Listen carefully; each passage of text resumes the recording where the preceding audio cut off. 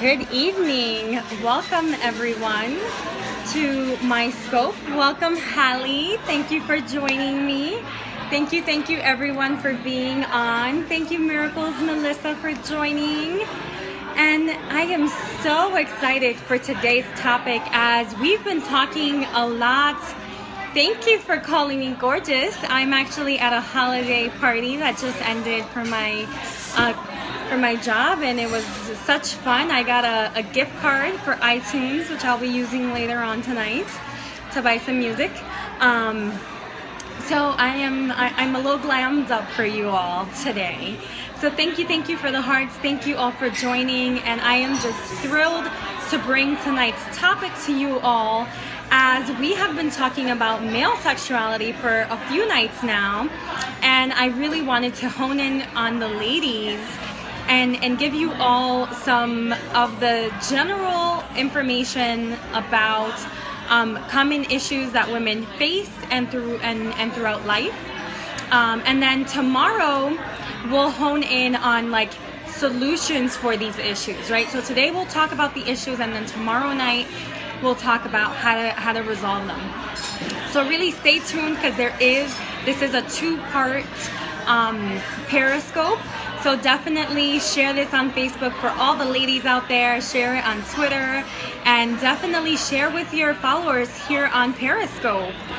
So I want to begin by saying that women are beautiful. I love women.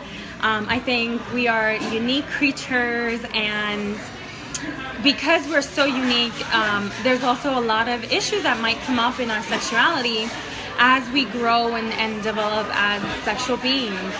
So I want to talk a little bit about what those issues are, and then talk a little bit about the age and how age has an influence on these issues. So the first thing I want to say is that 2/3 of women, I know it sounds like a lot, and it is, 2/3 of women have identified themselves as having a sexual issue. And this is research done by the British Association of Urology, I believe. They have studied this. They surveyed thousands of women and came to, that's so many. I know Hallie, and this is why I'm here. This is why I'm doing this work, is because there's so many men and women who are sexually unsatisfied, sexually having issues, out of touch with their own sexualities, and it is really causing a lot of issues in our society and in their own lives, right? People aren't happy if they're not sexually happy as the sexual beings that they are. So that's the first one. 2/3 of women self-identify as having sexual issues, and that's the key word there, self-identify. Right? Because it's one thing for you to be labeled as something, but for you to self-identify, that really speaks to how true that number is, right? That it's 2/3, so about 66% of women, right? And then I want to talk about, what does that mean? What are those sexual issues? And they boil down to a couple of different factors. So I'll name them, and then I'll go through some of the data and share some of that, because as much as I don't want to bombard you with data, I do think that the data helps us normalize some of these feelings, some of these experiences, and really supports us in labeling it and knowing what it is, right? And who's experiencing what. So the issues are lack of desire, right? So that's a big one, lack of desire, right? And we'll talk about who that impacts and at what point. Orgasm, so not being able to orgasm or not fully experiencing an orgasm, that's another one. Satisfaction, so right, not feeling fully satisfied, not feeling, you might have an orgasm but not feel complete with the act, or feel like the orgasm was satisfying. Arousal is another one that influences a lot of women. Lack of lubrication, and I've had a scope on lubrication, so if you've missed that scope, do let me know so that I can do another scope on that topic, because lubrication is super important at any age, and we'll talk about who that influences the most.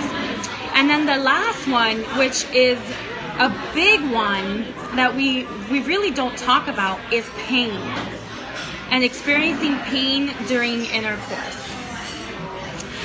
So those are the main issues, the top 6 identified. So I'll go through them really quickly one more time. Pain, lack of lubrication, lack of satisfaction, arousal issues, orgasm, and desire. So those are the top issues, the sexual top issues that women have identified as problematic for them. Okay, so now let's go into some of the data, right? So who is this impacting and at what point? And I really want to talk about, I'm going to break it down not by age, but by category. So younger women and older women, right? And the women right around the middle, like 30s to 40s, it might be both. So they might fall into both categories. So to go broad, 47% of women lack desire. 47% lack desire. So this is a huge number, right? This is the biggest number of them all. So really, why is that? I think, so the research doesn't show why. They didn't go into like really the qualitative research.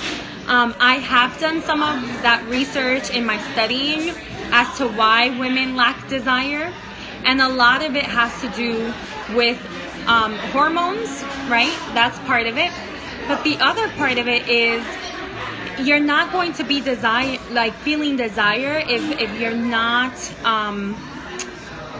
completely engaged, right? If you're not mentally stimulated, physically aroused, emotionally taken care of, if all of your needs are not being met, that desire to be physical is not going to be present, because women are emotional first and physical second.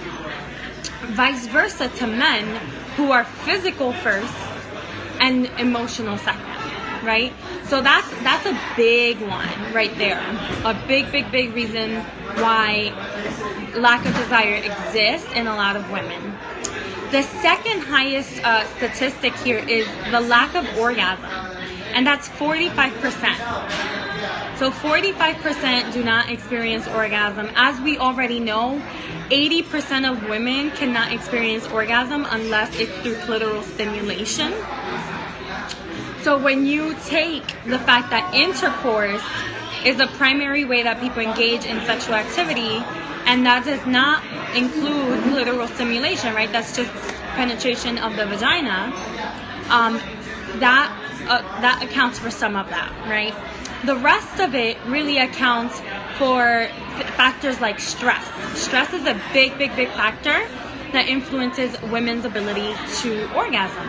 So we want to talk about these things, and tomorrow we'll get into a lot more of the solutions, but definitely orgasm is a big one. And I'll talk a little bit more about who these apply to. So arousal influences, the lack of arousal influences 40% of women. Yes, 40%. Right? Lack of satisfaction impacts 39% of women, and thank you all for the hearts. Lack of lubrication impacts 37% of women, and pain impacts 36% of women. And these numbers are, from this pool of 1,000 people surveyed, that percentage is proportional to that, right? But it's also proportional to our society, right? So you can extrapolate that this is the same. Have you heard of vulvodynia? I have not heard of vulvodynia. But I will do my research and research that one. I might have read about it, but the phrase itself doesn't actually ring a bell. Usually I know some of the disorders more by like what it is than the name, because a lot of names are complicated and hard to pronounce. So I want to talk a little bit about who this influences and how. So for the younger women, a lot of the influence or the sexual impact and issues affecting younger women have to do with orgasm. And this has to do with a lot of different reasons. Younger women are learning their bodies, right?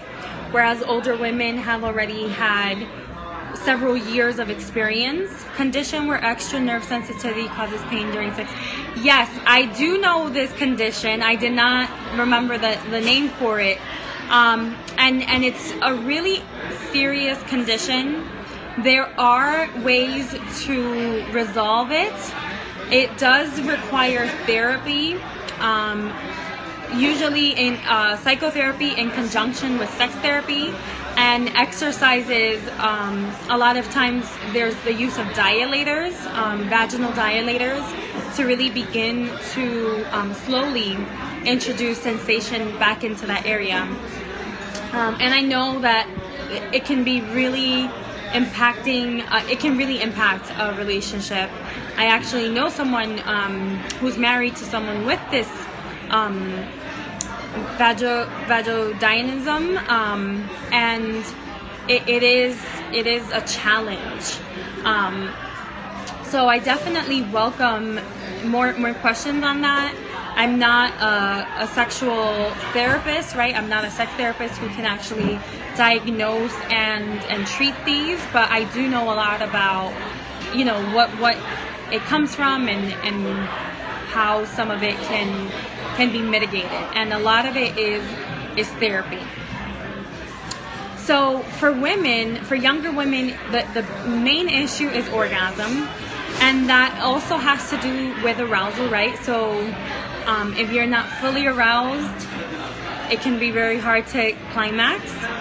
And if you're not familiar with your body, comfortable, that can also lead to some difficulties really with orgasm. For the older women, the main issue, or the two main issues, are desire and satisfaction.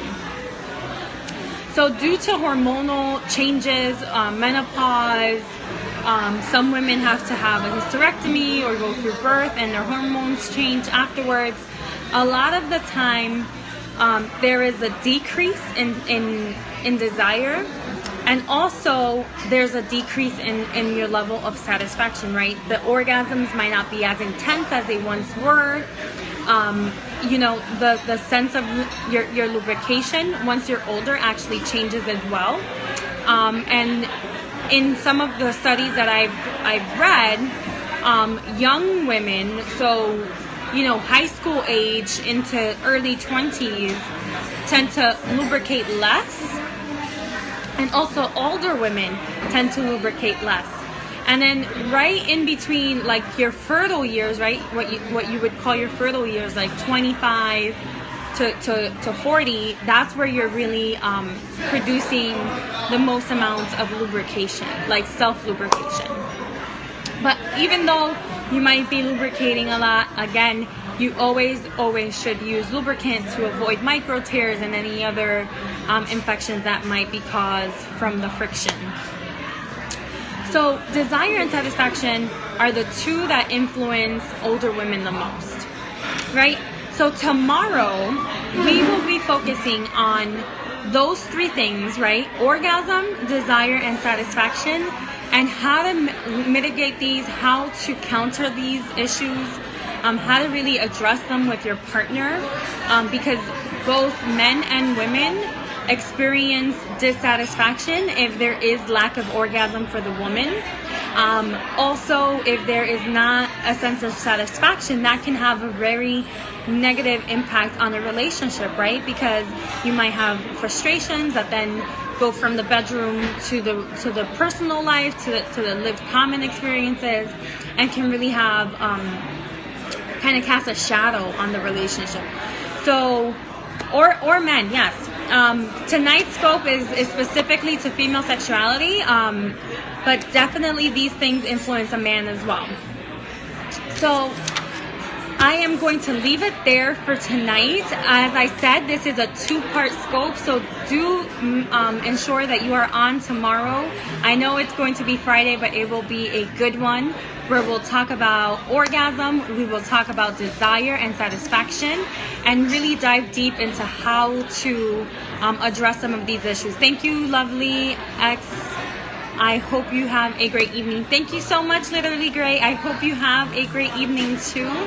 Thank you all for joining. Thank you all for the hearts. And until tomorrow, part 2, have a very passionate evening. Love you all.